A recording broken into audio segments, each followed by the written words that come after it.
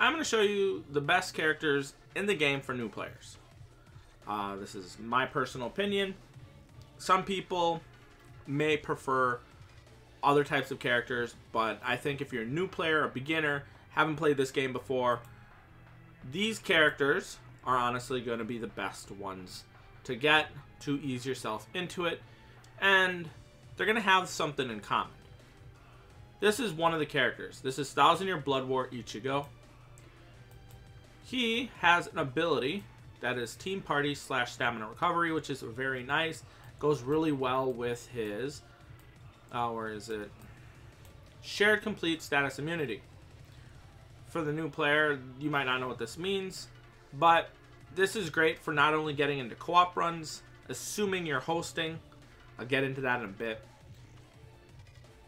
Mainly because you can not have to worry about any kind of status elements afflicting your character, and if your character gets hit with something that would normally inflict him with a status ailment, he would actually share that immunity with the whole team for about 10 seconds. So this can be really good if you're playing co-op and you just start running through the puddles of status ailments that are on certain areas in certain game modes, and you just don't have to worry about. Really also good for Senkaimon, but you're probably not going to worry about that as a new player. Let's get into the gameplay. So that's probably what you're here for. I am going to be doing a ×10 run on the point event on the extra stage 6, I believe it's what it's called. It's one of the later extra stages, so this is going to be the more challenging one that you're going to be grinding a lot as a new player. So as you can see, he's pretty good. Now granted, he does get hit because he does have, you know, normal attacks, which does leave him open up to the possibility of actually getting hit. But he does get healed with some of the other abilities. Honestly, should have made the team a little bit better. This is actually my team for doing, what do they call it? The inheritance trial for single player, the weekly rewards. But I should have probably put another character or two that has that team party heal that you've seen.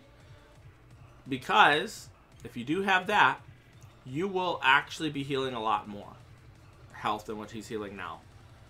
Now granted, he does do a lot of damage quickly, but if he gets in that normal attack right there, where he was actually just swinging, that is his biggest weakness as an auto character, because it leaves him open to getting hit.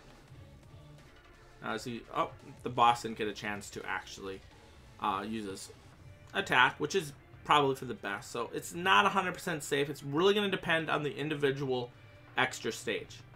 Extra stages change, and depending on what extra stage, it can affect the time it takes for you to actually get through the stage, and it could also affect how certain characters handle it.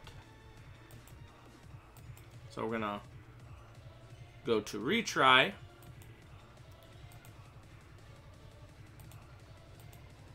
And then we're going to take a look at something else just to make sure. Take a look. What is he? So his... Okay, so he has Arankar and no affiliation killer. Okay, that's what I wanted to know. That has no killer. So it just was... If they had killer against Soul Reapers, that Ichigo would have been dead. Let's just put it that way. Then we have another character. This is Roka. She is good, but not as good as another character that came out for this attribute with the same... see, she also has a 20% party heal. Where is it? Shared Complete Status Immunity right here. There is 6 of them in total. She is the first tech unit that has it, and there's now a second one. But she also has this status ailment spiritual pressure boost, which is really good if she inflicts a status ailment, which she does have. The other one did not have that, by the way. That one had Pierce Iron Skin, which is mainly there for inheritance trials, where they are able to take more damage until you afflict a status ailment with them, but you don't have to worry about that in point events, except for maybe the extra, like the last extra stage one. There is a very hard version of the point event that's at the very top that you do have to worry about. Now, anywho, we are going to do another ×10 run. Now, some of these characters are better at autoing than others. She should be a bit better because I believe she has a ranged normal attack, which is very, very useful. Now, granted, she does not have an advantage here. The attribute that has the advantage here over green is power, which she is not. So this is going to go a little bit slower than the other ones. In fact, if I really wanted to be safe, I could use this special right here, and she would get, like right now, if I were to use this, it'll wipe it out. But every single one of the characters that have that will basically revive upon death. So this is a very beneficial. She is probably, in my opinion, the weakest of the shared complete status immune characters. If you're playing this manually, she can be useful. But autoing, I would say, if it's against a speed, if against speed units or blue units or levels, I'd say she does a lot better there. Against off attribute, she's not going to be doing as good, in my opinion. As you can see, it's already taken longer, but that's okay. What you want is reliability and not having to worry about being inflicted with status ailments. Because in certain levels, in certain areas, you will have puddles that will, if you walk over them, you'll be inflicted with that status ailment. And there's ones out there with freeze, which basically freezes you for, I don't know how many seconds, but it's quite a bit. There's paralysis, which is basically like another version of freeze. You have weaken, which is pretty bad because if you're inflicted with weaken, that means you're going to be taking more damage and you'll only be doing 1 damage per hit, which is pretty annoying because it lasts for quite a bit of time as well. Lacerate's also pretty annoying. I can't remember exactly what it does, but I think it locks you off from your strong attacks, if I remember correctly. So you can only use your regular attack, like your Nad string, which if you're an SP character, that can be very bad. And it also slows you down, so you walk really slow, which is pretty bad. Now, she might die here. Oh, never mind. By the way, that character right there is the other shared complete status immune character for this attribute. I can't really show him off because, like I said, I don't have the character. He will be on a rerun banner from the time there was recording, probably in like 3 months. About there. It might be 4, might be 3. So let's get on to the third character. The next ones will be going a lot quicker, honestly. Sorry if I'm stumbling over my own words. Here is one of the best characters in the game. He has shared complete status immunity, but he has so many other things going from like damage to burning enemies, damage to weakened enemies, status element spiritual pressure boost. Yeah, let's just watch him crush this stage and you'll see what I mean. It's like not every shared complete status ailment character is created equally. If you have the Safui Toshiro, he is a replacement for that Roka I showed you and will probably be a lot better of a character compared to her. As you can see, look at this. Much different from Roka, right?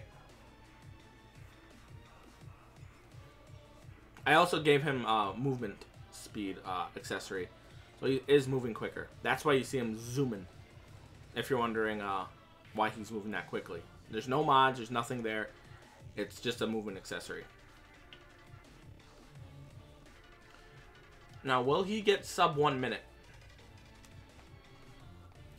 Like, honestly, this is one of my favorite characters in the game. Period. There's very few characters that I'm probably going to remember or be using for a long time. This is one of them. He released around 7th anniversary about 7 months ago. So, For 7 months, he's been a top tier character, one of the best characters in the game. There's few characters in the game that currently rival him at the time of this recording. So if you do end up getting him, his next rerun banner should be in March or April of 2023. And then it's like another 3-4 months after that. So that's about how it goes. It's about 3 to 4 months per. You gotta wait until the next rerun of a banner since it's been out. So as you can see, really powerful. He crushed that stage. Like there was no problems for him with this stage. Here is another character. I'm not gonna run her on this stage because she's at a disadvantage. Wouldn't be fair. But I will run this character, which is the 7th anniversary Ichigo. He does have a problem. His first strong attack is not that good, but he does have an interesting ability, Immobilizer plus an Enervator every 5 seconds. So every 5 seconds, you'll have a chance to inflict either this status element or paralysis status element. I believe it's weaken and paralysis about every 5 seconds. And it affects any enemy that is currently spawned in. It's not guaranteed. It's like a very small chance to actually happen to. So do keep that in mind. He also has a status ailment spiritual pressure boost. So, yep. Let's go back out of here. Let's see if he... I'm not sure how good he's going to do. Because like I said, his first strong attack... I mean, he does have the ranged normal attack as well. Like that. But his first strong attack sucks. Like, it's bad. It's the worst. One of the worst strong attacks for autoing. Because when you seen that first strong attack go, it was like an X. So any enemies here, here, here, or over down in the middle. Like that, like you see where the area is where that red did not go. So in the upper right, upper left, and lower right. That they would not get hit from that first strong attack. So it can be a bit of annoying. Wherever you see that red beam not go, enemies are probably either going to survive with, you know, they'll get hit, but they'll survive, or they just get missed entirely. So it's not a very good strong attack. Overall, though, this character is still a very solid character.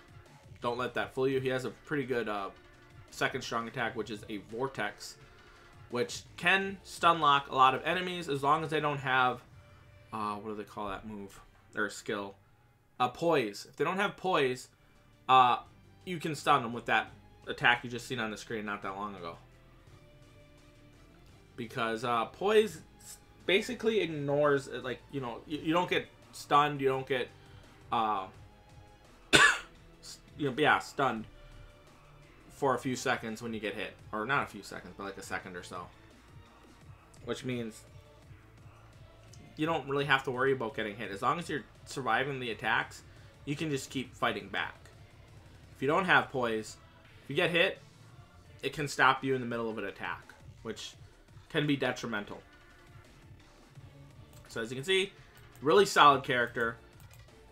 Honestly, every single one of these characters that I mentioned, even Roka, does have her uses. She's honestly, like I said, the weakest, but I just wouldn't personally use her for autoing. If you play her like manually, she's still a pretty, actually, honestly, one of my favorite characters. I'm not going to say my favorite character, but definitely a close one. So now if we go over here to Extra Quest 4. Extra Quest 4, 5, and 6 are about the same level of difficulty. You know, but it's not going to be the same fully, you know. They built around the character for that banner that got released at the time. In which case, Orihime. So this stage right here is built specifically for her. And this one, I didn't get to show her off. She is a support character. So she's going to focus on survivability. So see that attack right there that she just did? You look in the upper left corner, she has a 5 and a shield. And the characters below her have a 3 and a shield. That means she can take 5 hits before she'll actually start taking damage. And if you add on to that fact that she has shared complete status immunity, she doesn't have to worry about getting hit at all. thankfully she used that again. So what problem is with other characters that have this barrier and multi-barrier that stops them from getting hit, if they get hit with an attack that's a status ailment, it's still going to afflict them and usually do 1 damage. And that right there, if she has like a full stamina damage build, which means she takes advantage of being able to do more damage if she's at full stamina or full health, then it's going to affect how much damage she does because she took damage. So with the shared complete status immunity, she should not have to worry about walking over poison, burn, because poison and burn definitely go through the shield. So like if she would walk over it, like not like, or I shouldn't say she, but if another character were like her were to walk over it and they don't have a complete status immunity or shared complete status immunity, she will actually take damage from burn and poison, which is not very good. It severely reduces the damage that they can do. Now we're going to show you her stats or some of her skills so you can see what I'm talking about. Obviously, how good the character is also going to depend on your accessories and how much you've built them up. That's just the way it is. So as a new player, you might not have some of the accessories I have, so I'll show you what I mean. You click on confirm, so you get some of these accessories that have 30% spiritual pressure. That's basically, you know, something you might not have. And on top of that, she's tier 20 on link slots, but she's still a very good character. For example, if you look at her attack, she has or her skills, she has full stamina only, reduce strong attack cooldown 6%. So that means she's able to get off her 3 strong attacks much quicker as long as she's at full stamina, which means she's going to be doing more damage. If we scroll down a bit, she has reduced strong attack cooldown of 52%. So if you have 52% plus the 6%, that means 58% strong attack cooldown, which is pretty good. She has shared complete status immunity, so that's also really good. Like I said, don't have to worry about getting inflicted with any kind of status ailments. Debilitator plus 5 seconds. That means if she were to inflict her status ailment, it'll last longer. Multi-barrier plus 2 is basically that little second strong attack with the one with the shield right there and that little plus sign. It'll provide a shield to all enemy or to all allies, and it'll give her plus 2. So normally it'll only give her 3 and the allies 1. So that means the allies can only take 1 hit and she can only take 3. With multi-barrier, that's plus 2 to all of them. So it's 5 for her, 3 for the rest. Now we're going to take a look at the last character that's on this list that I will not be able to actually utilize to show him off. And you can check these characters out at any time by clicking in the upper right, the cogwheel, and going to album. It'll show you the complete album, and it'll show you what characters you have by filling them in color, and the ones you don't have by them being grayed out. Now, this character right here, it's right next to this purple, or yeah, heart Kaname, right here. This one right here. So if you see this and you get them on a pull like this, that's the Toshiro you're looking for. He has decreased damage taken because he has a Gauge effect. That means anytime he gets off his, I believe, his strong attacks, it'll fill the gauge. Special attacks as well will fill the gauge. Normal attacks will fill the gauge. And I think only the strong attacks will actually activate it. It depends on the gauge character itself. Berserker means he'll be doing 100% more damage of... Oh, what is it? Can't remember which one Berserker is. Is it SP? I believe it's SP, but I could be wrong. I wish they would just put normal attack or strong attack on here for these, because it makes it easier for new players, honestly, to be able to know what Berserker does. Decreased damage taken, 50%, and for me to remember, because honestly, I don't really bother. Doesn't really matter. I just know it means more damage. Innate skills. These are skills that will appear on your character, and you don't actually have to unlock their skills when they become a 6-star. So Sprinter plus 2, that's really good. Allows you to move around the screen quicker. Full stamina only, increased strong attack damage plus 40%, and full stamina damage boost of 20%. So that means if you have full stamina on this character, that means he's going to be doing 60% more, well, I'm not sure if it's exactly 60%, but he's going to be doing 40% more strong attack damage plus 20%, which will also affect the strong attack damage. However, the full stamina damage boost will also affect normal attack damage as well. It affects basically any kind of damage, where this is only strong attack. He has a gauge effect over here, strong attack recharge 30%, and the gauge effect will also give him a heal. This is really beneficial to keep him at full stamina. The strong attack recharge will actually stack on top of whatever strong attack you have. So right now he has a base of 12%, but if you link characters that have, you know, for example, 14, so if you have 3 14s, it'll be 28, 42, 54, plus the 30, that's 84% strong attack recharge cooldown. So that means you're going to be getting a lot of your strong attacks back real quickly. Really good. And obviously shared complete status immunity. So this is like a really good character. This is easily better than Roka, in my opinion, for damage and being able to do things quicker. Status element, spiritual pressure boost. So yeah. And this decreased damage taken 50% is also really good. That means if you do end up getting caught in a mess from autoing, and he has this part of the gauge effect going, that means he's been taking 50% less damage. He also has freeze. That means if he inflicts any of the enemies with that status element, they're stuck in their place. So, yeah. No, does he have...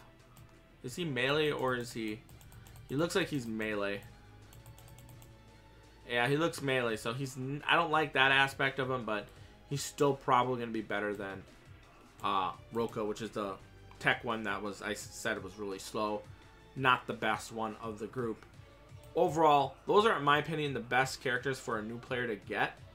I guess I could give some honorable mentions real quick, so you know to keep an eye out for these characters as well. And then I'm gonna end the video. So this Orihime was part of the video. This character was part of the video. This Kaname, you can tell by this portrait, is really good for farming. It's not bad out of it as well. He's not bad.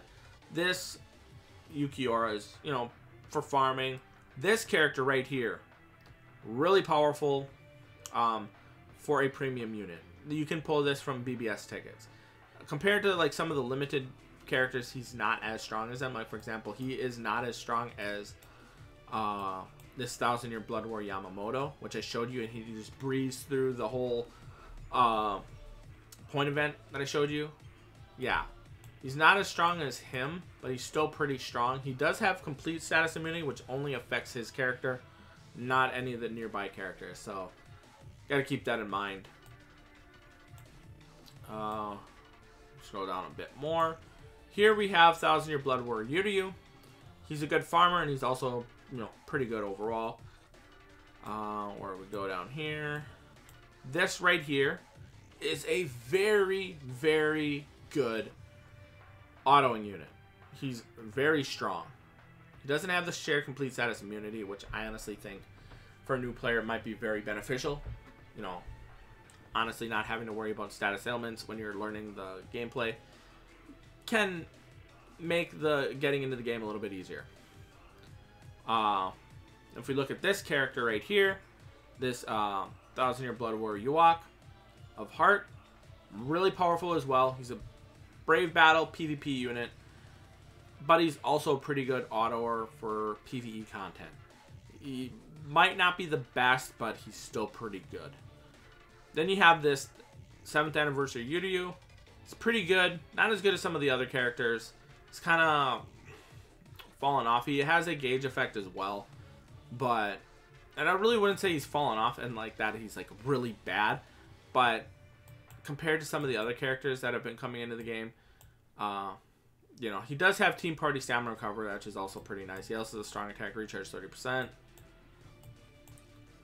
And he also has, some really good combos like guard break plus hit hidden enemies, which is definitely a very good skill to have, that hit hidden enemies and guard break. Increased status element chance against power attribute enemies, also very good. Like I said, he's not the worst character. Actually, I'd say he's probably. I think I'm underselling it, to be honest. He's pretty strong, but compared to some of the really powerful characters that we've got recently, he's not as strong as those. So he's still top tier, like let's just say top 5 speed unit, but he is not like he's not as strong as this 1000-year Blood War Yamamoto.